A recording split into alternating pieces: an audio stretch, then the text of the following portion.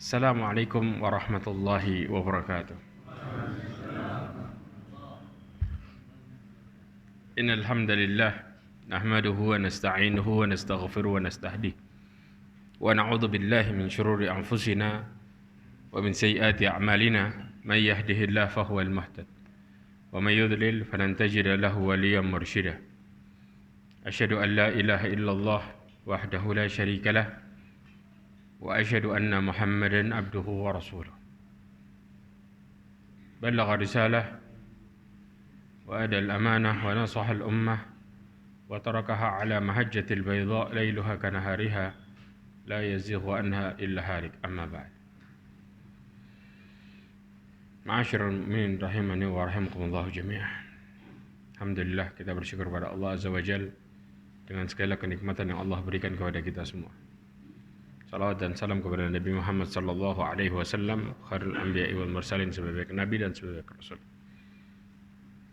Kita lanjutkan bahasan kita, masih masuk ke dalam perkara al-istighatsah kepada selain Allah Subhanahu wa taala merupakan kesyirikan. Ya. Sudah habis itu ya.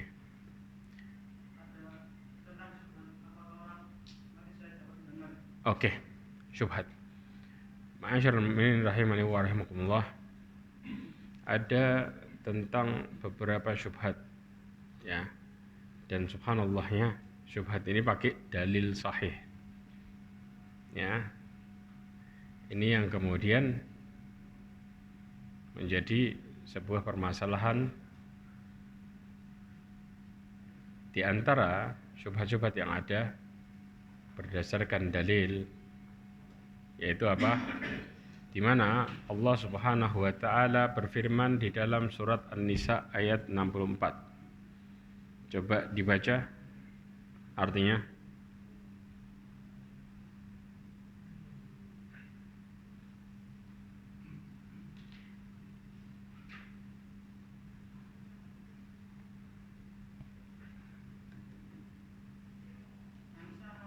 Ya.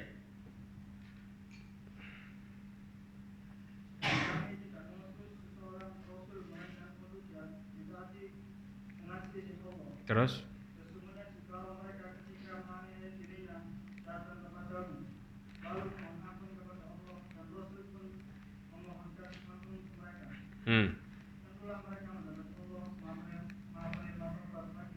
Nah, insyaallah. Tahu maksudnya?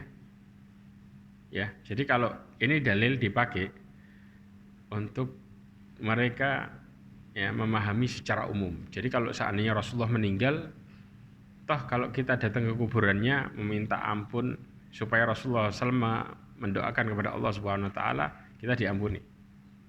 Ya, sebagaimana Allah Subhanahu wa taala mengatakan di sini, walau annahum idzalamu anfusahum ja'uka. Ya, datang ke siapa di sini? Ke Rasulullah.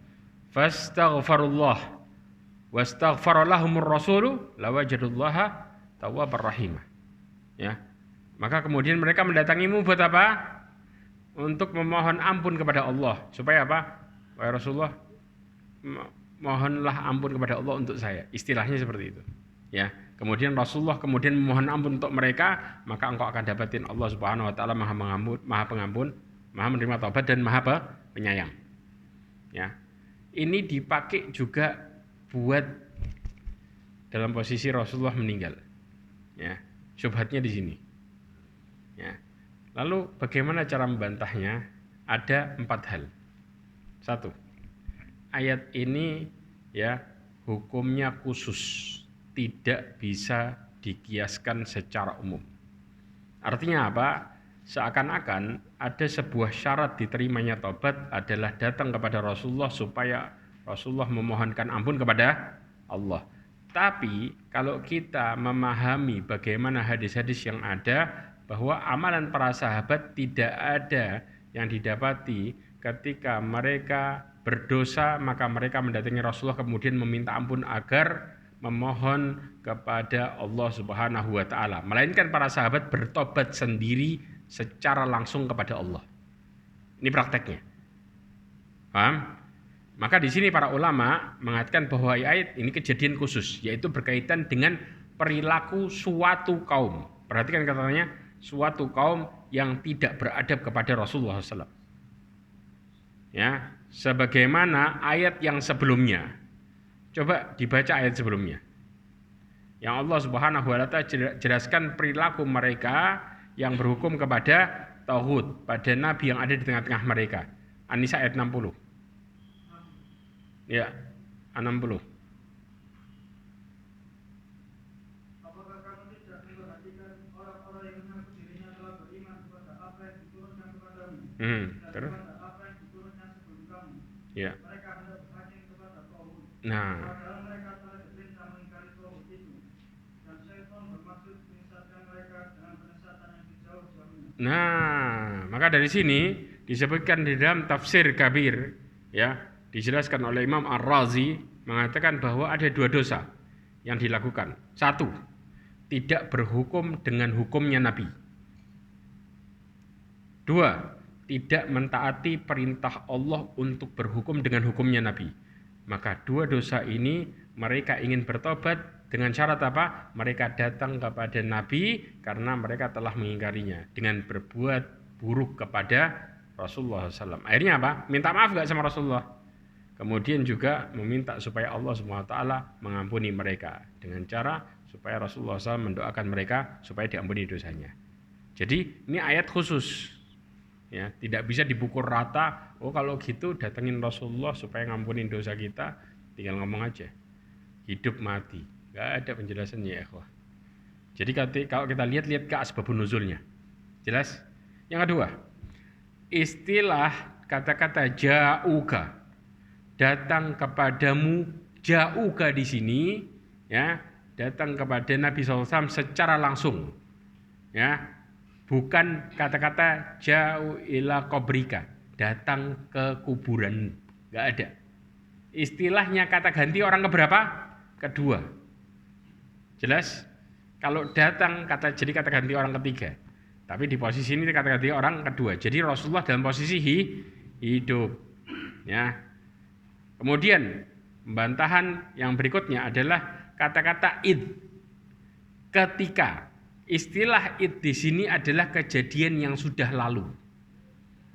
Ya, maka kalau kata-kata kejadian yang sudah lalu dipakai buat berulang, maka di sini tidak masuk dalam kaidah.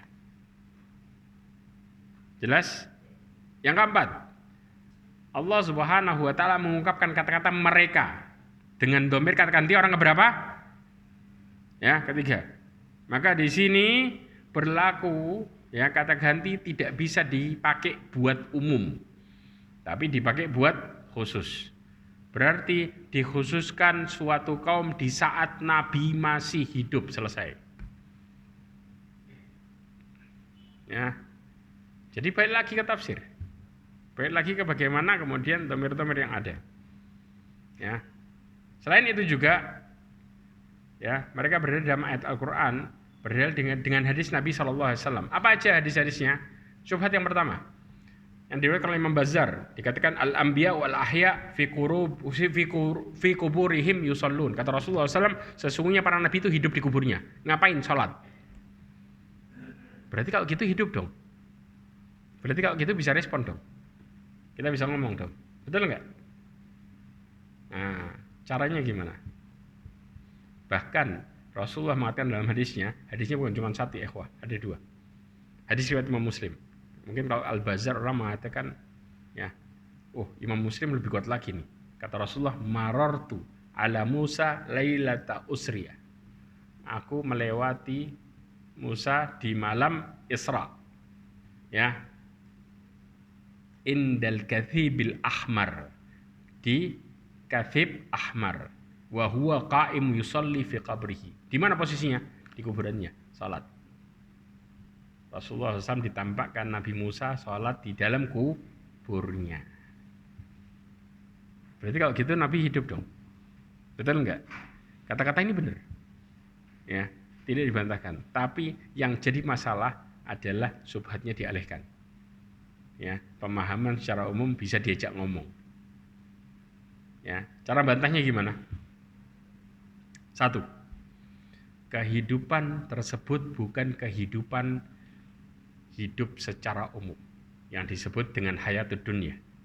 Tapi kehidupan yang terjadi adalah kehidupan barzakh. Ya ikhwah, beda antara hidup barzakh sama hidup dunia. Paham? Ya, kehidupan barzakh ini tidak bisa dikiaskan dengan hidup dunia. Sama, kayak kita ya melihat sesuatu di alam mimpi sama alam nyata. Bisa dikiaskan nggak? Bisa disamakan nggak? Beda. Loh, itu kan mimpi. Orang semua tahu kan? Apakah kemudian mereka mengatakan, oh sama, antum maksiat di mimpi sama maksiat di alam nyata, antum maksiat judulnya. Bisa nggak? Enggak. Orang yang kemudian mereka ya memiliki akal sehat nggak pernah menyamakan antara mimpi sama dunia nyata. Betul? Bahkan orang mengatakan itu cuma mimpi. Waktu di mimpi kaya luar biasa, mau apapun bisa. Begitu bangun, mimpi. Ini realita.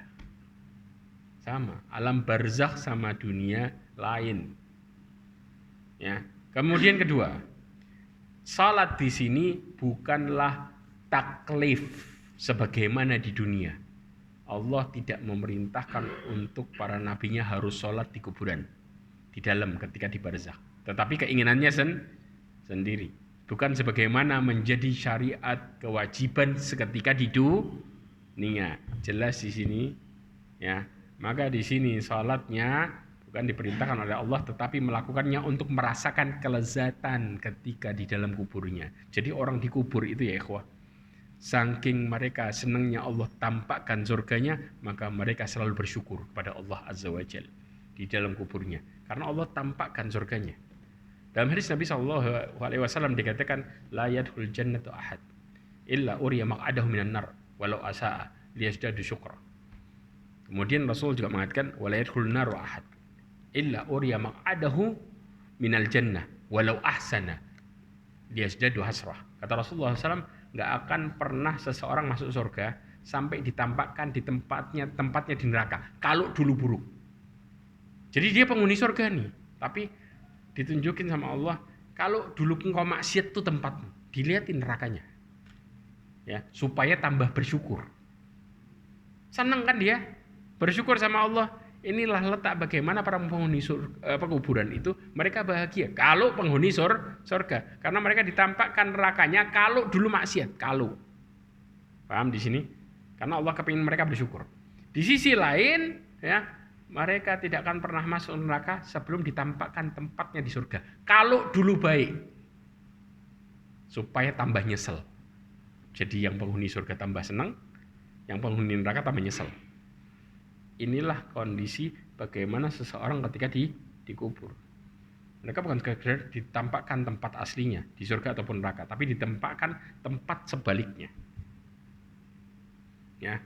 Kemudian Rasulullah SAW ya juga mengatakan dalam hadisnya bagaimana kemudian mereka itu bersyukur. Ya. Dikatakan yaqulu ahlul jannatu fiha. Hadis riwayat Imam Ahmad. Ya. Dan disahihkan oleh para pentahqiq ahli hadis. Dikatakan para penghuni surga itu nanti akan makan. Wa yashrabun, kemudian ya, mereka juga apa? Mereka juga wala yatahammatun. Tapi mereka enggak beringus. Jelas? Kemudian wala yataghawwatun, mereka enggak keluar buang air besar istilahnya. Ya, wala yaburun, mereka enggak kencing. Tapi apa? Makan minum. Jelas sampai sini? Wa yakunu ta'amuhum dzalika jusya'an. Kata Rasulullah SAW, pada waktu itu ya makanan mereka ya mereka menjadi apa? Jusya, menjadi sendawa. Kemudian wayulhimunat tasbih, maka mereka pun diilhami untuk bertasbih karena senang terus akhirnya bertasbih. Pertanyaannya, dipaksa nggak bertasbih? Enggak.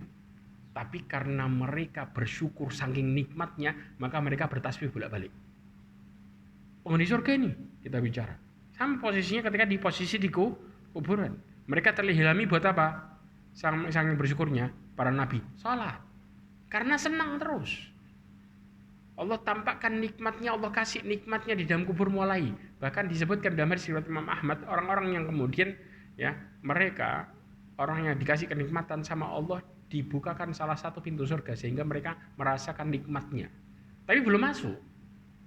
Paham di sini? Mereka ditampakkan surganya siang malam. Siapa yang nggak senang? Cuma ditampakkannya aja luar biasa. Apalagi masuk ke dalamnya. Sehingga disebutkan ketika mereka masuk ke dalam surga mereka sudah tahu tempatnya kemana. Karena di kuburannya apa? Siang malam dikeliatin. Antum istilahnya nih belum ke Mekah, tapi tiap hari antum lihat TV live Ka'bah. Siapa yang kemudian nggak kenal? Betul nggak? Oh tempatnya di sini, tempatnya di sini. Kayak antum pernah berangkat. Padahal cuma apa? Nonton YouTube istilahnya. Ya itu kondisinya. Di mana seseorang kemudian akhirnya mengenal ya bagaimana tempat aslinya. Sama penduduk neraka juga sama. Mereka ditampakkan nerakanya siang malam. Ya, sehingga apa? Ketika kemudian mereka bersyukur dan juga apa? Mereka bertahmid. Walhamda kama yulhimunan nafs. Mereka bertahmid, memuji Allah Subhanahu wa taala kayak napasnya mereka. Terus, alhamdulillah, alhamdulillah. Antum kebayang enggak? Inilah ilham yang kemudian terjadi dalam diri mereka karena saking senangnya. Antum kalau senang sudah, ya Allah, subhanallah, subhanallah, alhamdulillah, alhamdulillah. Ya. Spontan kan? Ya sudah kayak gitu. Kebayang di sini? Maka para nabi di saat itu mereka sholat karena spontan, karena mereka merasakan kebahagiaan dengan petunjuk Allah Subhanahu wa taala. Jelas? Yang ketiga adalah kondisi mereka saat salat dan berdoa kepada Allah Subhanahu wa taala bukan melazimkan diperbolehkannya kita untuk berdoa kepada mereka.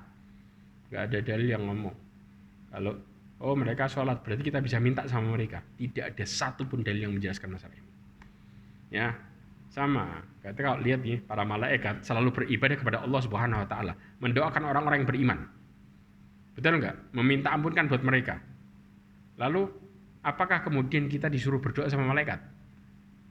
Jawabannya tidak. Ya. Karena pada dasarnya malaikat itu berdoa untuk orang-orang yang taat kepada Allah Subhanahu wa taala ya. Karena perintah Allah Subhanahu wa taala, bukan karena keinginan dirinya secara langsung, tapi mengikuti perintah Allah.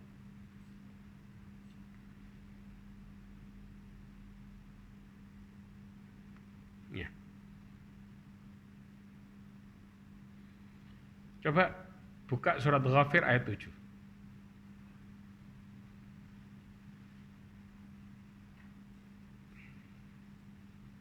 Itu dalilnya. Tentang bagaimana malaikat. Ini kiasnya kayak model para nabi. Ya. Apa mengatakan apa? Ya. Malaikat-malaikat yang memikul ars, malaikat yang berada di sekelilingnya bertasbih memuji Tuhannya. Dan mereka beriman kepadanya serta memintakan ampun bagi orang-orang yang beriman. Beriman kepada Allah, memuji Allah serta meminta ampunkan kepada orang yang beriman. Meminta ampunkan. Siapa? Malaikat penjaga arsy dan sekitarnya. Antum tahu malaikat penjaga arsy? Kita sudah pernah, saya belum pernah bahas ya. Rasulullah menjelaskan dari syahmatul udhun ilal katifain. Jaraknya dari daun telinganya ke pundaknya itu 700 tahun perjalanan. 700 tahun perjalanan. Antum bisa bayangin besarnya luar biasa, ya. Dan mereka di antara yang mereka lakukan adalah meminta ampunkan bagi orang yang beriman. Terus. Karena apa? Allah memerintahkan kepada para malaikat ini menunjukkan bahwa Allah Subhanahu wa taala sangat mencintai orang-orang yang beriman. Sehingga mereka selalu didoakan oleh malaikat atas perintah Allah Subhanahu wa taala. Tapi ini tidak melazimkan bahwa kita dibolehkan untuk minta sama malaikat. Betul enggak? Paham di sini? Oke. Yang kemudian yang ketiga, berbicara tentang para nabi, ya, tidak bisa dikiaskan secara umum dengan orang soleh. Oh berarti kalau orang soleh kayak gitu sama dong. Jauh para nabi sama orang soleh posisinya jauh ya ikhwah.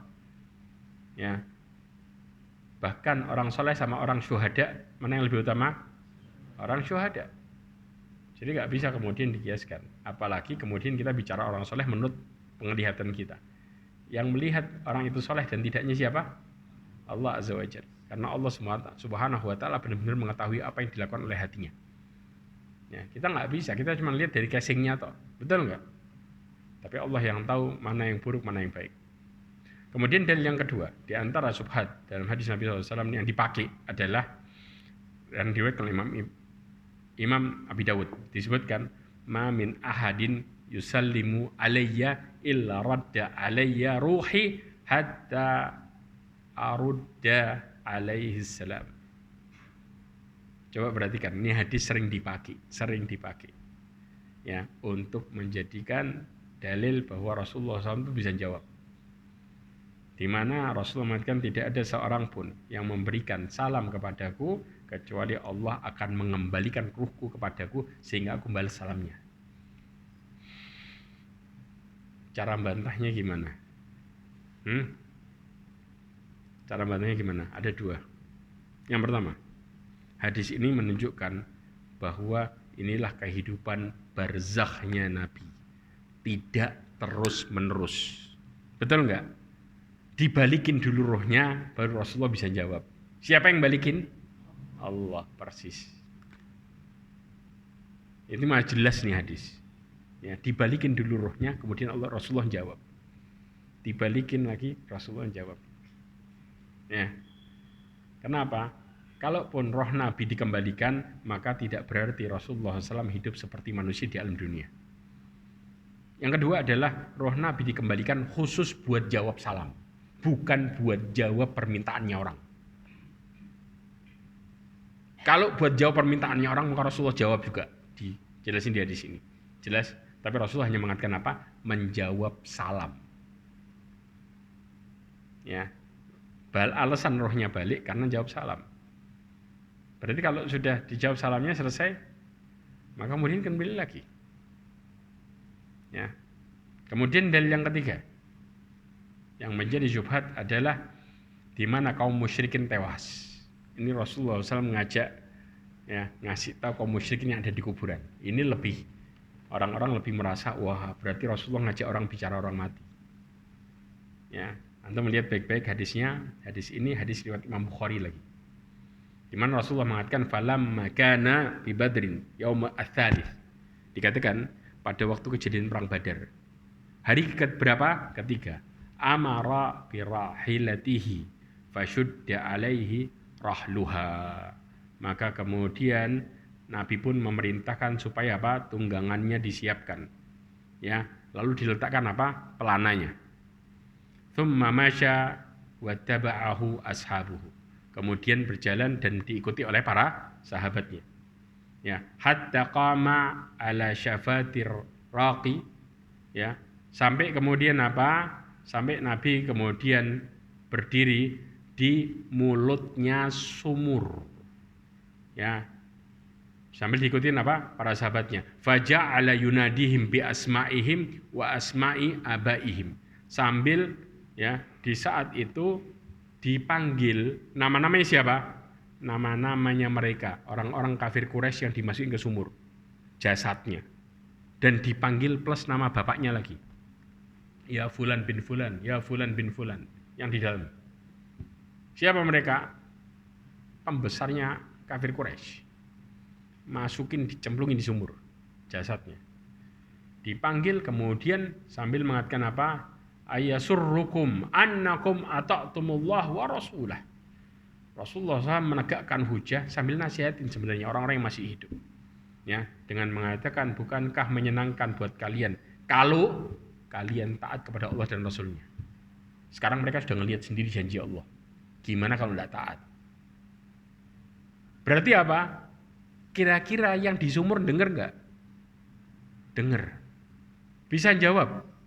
Tidak.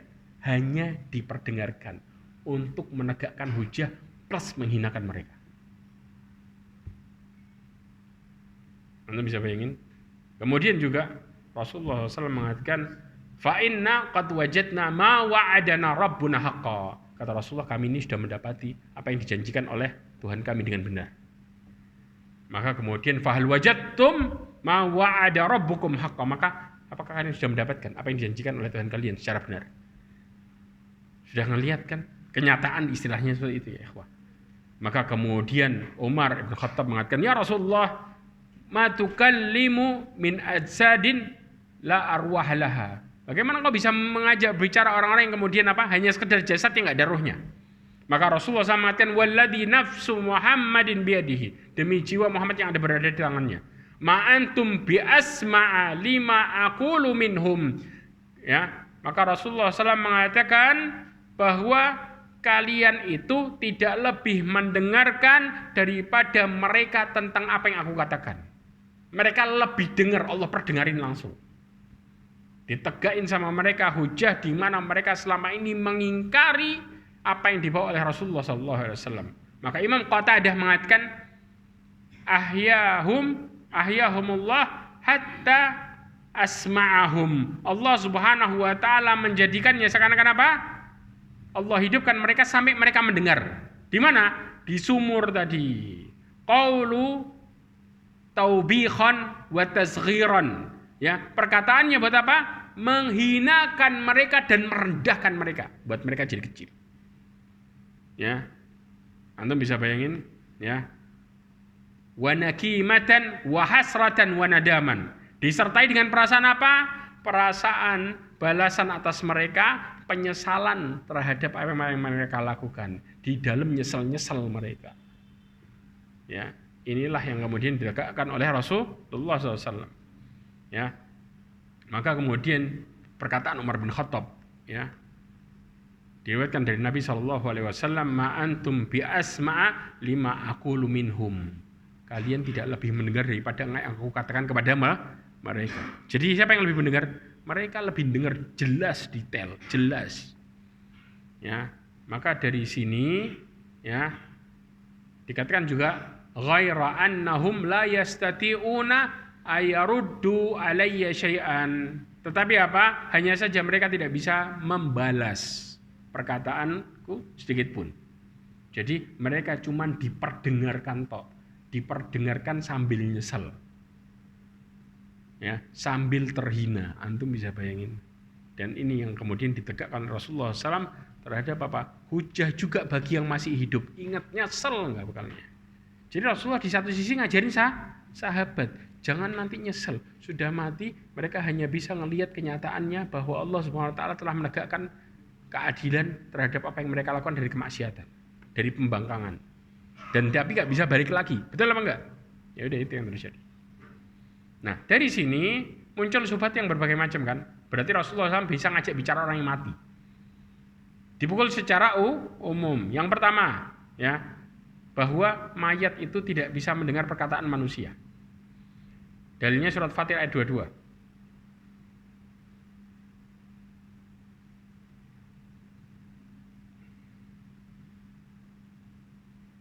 Coba dibaca.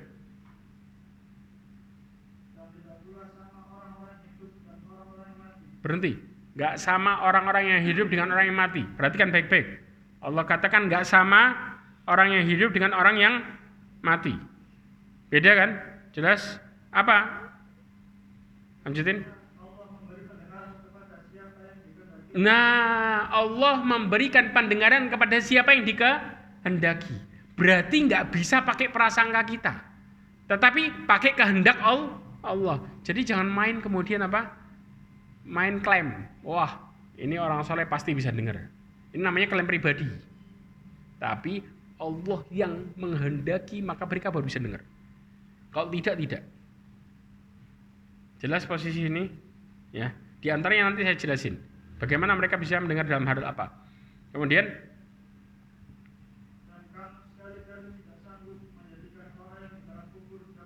nah, Allah katakan apa? Wa ma anta bimusmi'im man fil kubur, dan engkau tidak bisa menjadikan orang yang dikubur itu dengar. Enggak bisa. Kita mengatakan mereka pasti dengar. Dengan klaim kita tidak bisa. Ya. Tapi Allah yang membuat mereka mendengarkan. Pertanyaannya, Ustaz, mendengarkan dalam kondisi apa? Saya jelasin hadisnya. Di antaranya, ya, Nabi SAW ya, menjelaskan di dalam hadisnya ketika kita menziarahi seseorang yang kita kenal. Hadis ini diriwayatkan oleh Al-Imam Ibn Abdul Bar di dalam kitabnya Al-Istidkar, ya, dari jalur Ubaid ibn Muhammad, ya, dan kemudian bahwa Syekhul Islam Taimiyah, ya, menjelaskan tentang kesahihan hadis ini. Ya, Ibnul Bar mengatakan hadis ini sahih, ya, dari Nabi SAW, disahihkan oleh Abdul Haq dalam kitabnya Al-Ahkam. Apa hadisnya? Ma min ahadin yamurru biqabri akhihil mu'min kana ya'rifuhu fid dunya. Perhatikan baik-baik. Ya. Tidaklah seorang, ya, melewati kuburan saudaranya mukmin, ya, yang dia kenal di dunia, ya, fayusallim alaih, kemudian dia ngucapin salam sama saudaranya di kuburan, illa arafahu wa radda alaihi salam, kecuali dia menjawab salamnya yang dia kenal. Selama syaratnya apa? Kenal di dunia. Ya, kemudian dijawab. Sekedar apa? Jawab, selesai. Paham masalah ini? Jadi kalau kita kemudian menziarahi kubur, saudara kita mengucapkan salam pada umumnya, kemudian mereka kenal kita, dijawab salamnya? Dijawab. Tapi tidak dengan berbicara dua arah lah. Kenapa? Karena mereka sibuk dengan menyesali kehidupan mereka di dunia. Mereka memikirkan amal-amalnya yang telah lalu. Ini di kuburan, semua bakal mikir. Seandainya dulu ya ikhwah. Karena Allah tampakkan semua yang telah mereka kerjakan. Dari mulai penduduk surga, Allah tampakkan nikmat surganya. Diluaskan kuburannya sejauh mata memandang. Ada dalam hadis Imam Ahmad. Kalau enggak, disempitkan sehingga tulangnya berserakan menjadi satu. Ya, karena dikatakan sifat kuburan itu menyempit aslinya. Kalau enggak, bayi pun bisa selamat dari awal nyempitnya. Jadi semua, siapapun yang masuk kubur pertamanya gini. Semua. Antum tahu sahabat yang kemudian ketika meninggal ars bergetar. Ya. Paham ya? Siapa namanya? Itu kuburannya gini. Kemudian ketika Allah katakan luaskan, baru kemudian luas. Awalnya semua masuk gini semua. Semua.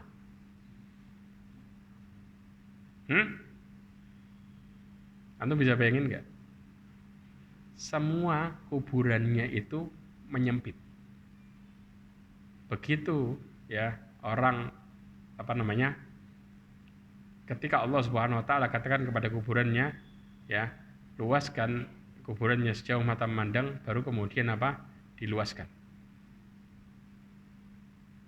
Ya. Ma'asyiral mu'minin rahimani wa rahimakumullah jami'an. Sampai Rasulullah mengatakan dalam hadisnya dari Aisyah radhiyallahu anha, hadis riwayat Imam Ahmad dan disahihkan Al-Albani, "Inna lil qabrati daghatatan law kana ahadun najian minha naja minha Sa'ad ibn Mu'ad." Sesungguhnya di kuburan itu ada yang disebut dengan himpitan. Sifat aslinya gini. Terus masuk gini dulu. Kalau seandainya orang bisa selamat, tentunya Sa'ad bin Mu'ad lebih selamat lagi. Kenapa? Dia meninggal arsy-nya getar. Nah, Sa'ad ibn Mu'ad aja kena gini, apalagi kita orang biasa. Tapi bedanya apa? Ketika Allah katakan luaskan, baru luas. Paham jelas? Ya, inilah kondisi bagaimana seseorang ketika masuk kuburan. Ya, jadi nggak bisa kemudian seorang di kuburan dengan seenaknya sendiri. Kemudian yang kedua, ayat ini, ya, kalau kita bicara, ya, kedua ayat ini, ya, sebagai permisalan bahwa orang kafir, atau kalau kita bilang orang yang mati tidak bisa mendengarkan ayat-ayat Al-Quran. Ya, tidak bisa mendengarkan ayat-ayat Al-Quran. Seandainya orang mati itu bisa mendengarkan, maka ya kondisinya dia mendustakan masalah ayat ini. Kecuali apa yang dilakukan oleh Nabi pada mayatnya siapa? Abu Jahal dan yang lainnya. Paham ya? Makanya Allah yang memperdengarkan mereka. Bukan kita secara mutlak. Ya. Bahkan ya, Ibnu Hajar mengatakan dalam kitabnya Fathul Bari, kejadian Rasulullah ngajak bicara mayit. Ya. Itu merupakan mukjizat. Alladzi waqa'a hina idin min khawariq al-'adah lin nabi. Khawariqul ada kalau kita bilang secara gampangnya itu mukjizat di luar kebiasaan. Ya. Kita lanjutkan dalil yang keempat. Ya, sesungguhnya kata Rasulullah dalam hadis riwayat Imam Bukhari, innal abda idza wudi'a fi qabrihi wa tawalla anhu ashabuhu wa innahu la yasma'u qa'ra ni'alihim atahu malakan. Ya, disebutkan sesungguhnya seorang hamba ketika diletakkan di dalam kuburnya dan teman-temannya pergi, berpaling kalau kita bilang, maka kemudian yang di kuburnya dengerin apa? Langkah kakinya, sendalnya orang-orang yang pergi. Loh kan denger. Makanya saya bilang tadi mendengarkan secara khusus, tertentu aja, bukan momen bebas. Dengar cuma sekedar apa? Langkah kakinya, selesai habis itu. Enggak lebih. Maka dari sini bantahannya ini pendengaran khusus, ya, yang mereka mendengar suara sendalnya ketika nganterinnya pulang, ya. Tapi suara obrolannya dengar nggak? Nggak bisa. Cuman dengernya suara sendal, tok. Jelas? Mereka ngobrol di kuburan dengar nggak? Nggak ngerti ya, ikhwah. Nggak tahu, ya. Kemudian dalil yang kelima tentang masalah ziarah kubur. Ketika kita doa dalam ziarah kubur apa? Assalamualaikum ahlad diyar minal mu'minin wal muslimin wa inna insyaallah bikum lahiqun nas'allahu lana wa lakumul afiyah. Di sini kata ganti orang kedua kan kalian. Loh, berarti kan tahu nih. Ya, hadis riwayat Imam Muslim dan juga riwayat Imam Ahmad. Bantahannya apa? Dalilnya ya, mereka merasakan bahwa oh ini boleh dong minta kepada kuburan. Ya, pendalilan ini lebih lagi kebalik dan nggak masuk akal. Kenapa? Ini menunjukkan orang yang mati butuh hidup. Kenapa butuh yang hidup? Disuruh doain, betul nggak? Dibalik, berarti orang yang hidup butuh yang mati. Ini namanya memutarbalikkan kondisi. Ini justru dalil yang menunjukkan bahwa orang yang mati butuh doanya orang yang hidup. Dalilnya, waktu kita ziarah kubur, kita disuruh mendoakan ampunan buat mereka. Nas'alullah lana walakumul afiyah. Ya. Kami meminta buat diri kami dan kalian ampunan. Berarti kita disuruh ngapain? Doain orang yang mati. Dalilnya secara jelas, bukan malah kemudian diputar. Ya. Yang keenam, kisah ketika di padang mahsyar, tatkala manusia meminta syafaat kepada Nabi SAW. Loh, berarti kan Rasulullah bisa dimintain doanya. Gimana cara kita memahami ini? Jelas ini di padang mahsyar, masuk dunia akhirat. Ya, masuk kehidupan akhirat. Lain, di saat itu semua orang hidup posisinya. Dan Allah SWT mengizinkan Rasulnya untuk apa? Meminta doa kepada Allah Subhanahu wa taala, dimulainya hisab. Allah yang mentakdirkan. Karena kalau kita bicara syafaat, para ulama mengatakan rukunnya ada tiga. Allah meridhoi yang memberikan syafaat. Karena yang memberikan syafaat bukan sekedar nabi. Ya. Bahkan apa? Para malaikat bisa nggak bersaksi? Iya. Orang-orang mukmin lebih lagi. Orang mukmin itu sampai memperjuangkan orang yang dikenal sampai Allah mengizinkan mereka masuk neraka buat nyari saudaranya dan diharamkan badannya buat dari neraka. Antum bisa bayangin nggak? Ya, nyari saudaranya. Kenapa? Karena mereka bersaksi di hadapan Allah. Kanu yusalluna wa yasumun wa yahujuna ma'ana. Rasulullah mengatakan dulu mereka sholat, puasa, haji bareng kami. Ya, akhirnya apa? Mereka meminta supaya apa? Diampuni nih saudara-saudaranya yang bareng dulu ibadah. Bareng ibadah loh. Ya. Maka kemudian Allah nyuruh cari yang kalian kenal di neraka. Maka diharamkan badannya dari api neraka. Dicari kemudian fayukhrajuna khalqan katsira. Dikeluarkan dari neraka orang yang sangat banyak. Ya. Ini diantara dalil bahwa sebenarnya yang memberikan syafaat adalah orang mukmin. Sangat luar biasa nyarinya. Tapi dengan syarat yang dikenal. Makanya kita apa? Kita disuruh untuk bergaul sama orang soleh. Ya. Nah, kemudian juga Rasulullah SAW ya itu memberikan syafaat atas izin Allah waktunya. Makanya 3 rukunnya, ya syaratnya. Yang pertama adalah orang yang memberikan syafaat diridhoi sama Allah, orang yang diberi syafaat diridhoi sama Allah, dan waktunya ditentukan. 3 ini nggak lepas.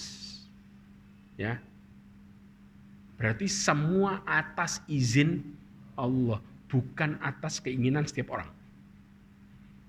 Ya, orang mukmin minta dulu nggak sama Allah? Minta dulu, nggak kemudian sembarang. Oh, saya bakal ngasih syafaat, tak kasih rekomendasi masuk surga antum. Makanya kayak sertifikat. Tidak ya ikhwah. Kalau orang yang nggak diridhoi sama Allah, mustahil, bahkan dia nggak bisa nyelamatin dirinya sendiri. Kita harus paham kondisi ini. Jadi nggak sembarang orang kemudian bisa mengklaim dirinya bahwa dia bisa memberikan kapanpun dan bagaimanapun. Ya, bahkan di kuburan bisa ngajak ngomong naudzubillah min dzalik.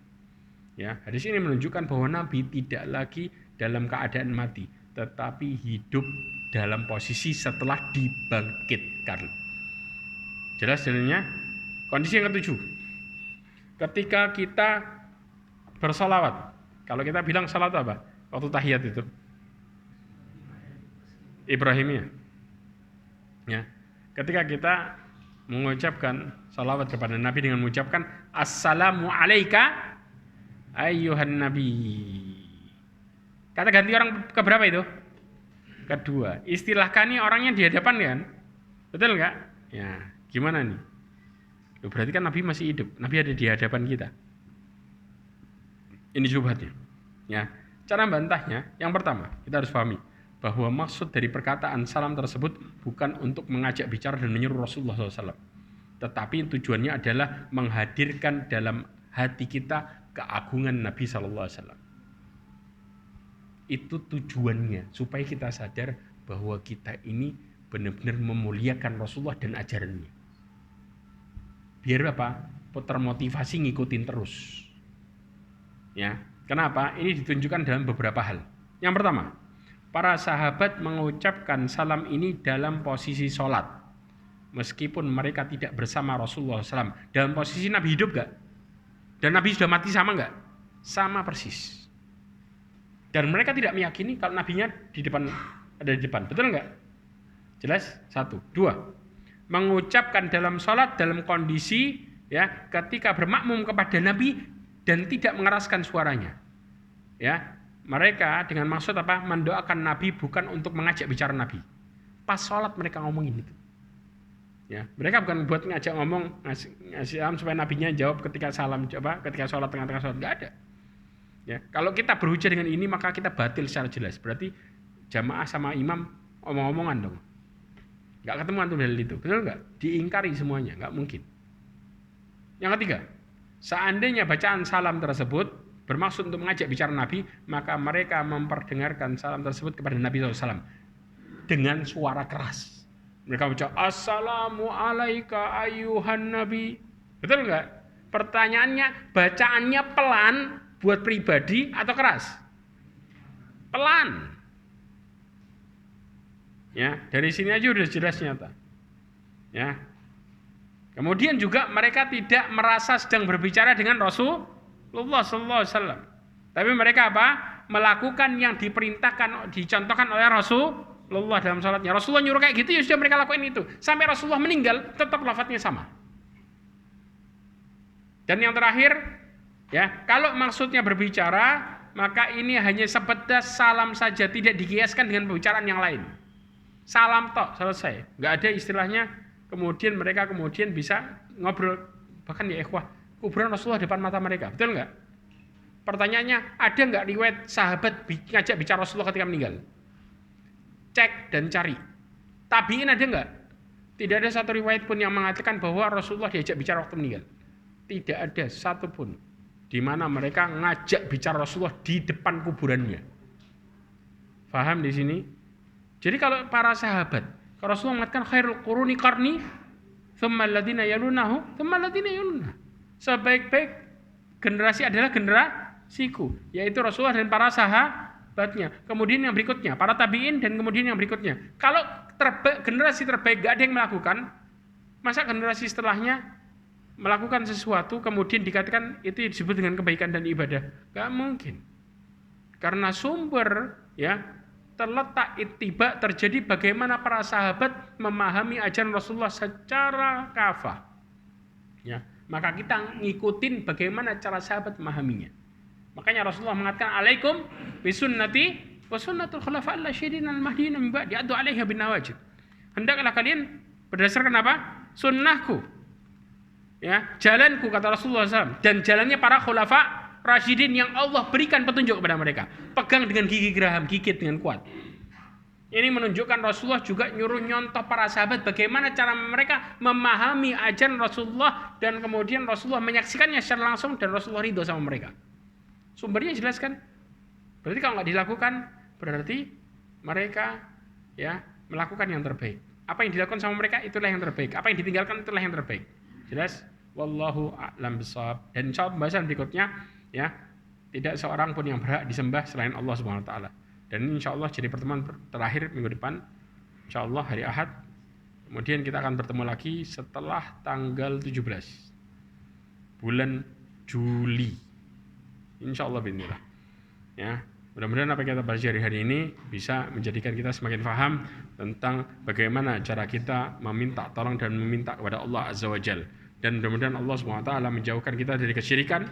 Ya, dan mudah-mudahan Allah Subhanahu wa taala menjaga keturunan kita dari perkara-perkara yang Allah murkai, dan Allah Subhanahu wa taala mudah-mudahan menutup hidup kita dan keluarga kita semua dengan husnul khatimah. Subhanakallahumma bihamdika asyhadu an la ilaha illa anta astaghfiruka wa atubu ilaik wa akhiru da'wana alhamdulillah. Assalamualaikum warahmatullahi wabarakatuh.